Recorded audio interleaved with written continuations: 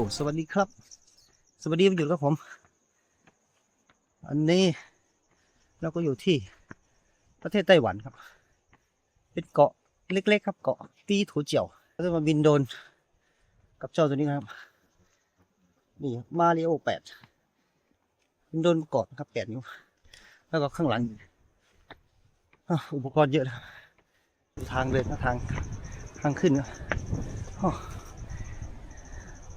你现在在这边呐？对的。那我们要在这边啊？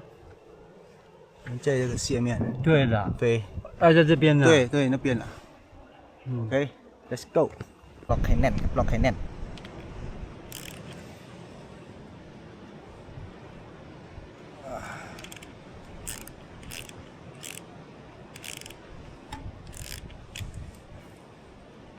เช็คดูความแน่นกันครับ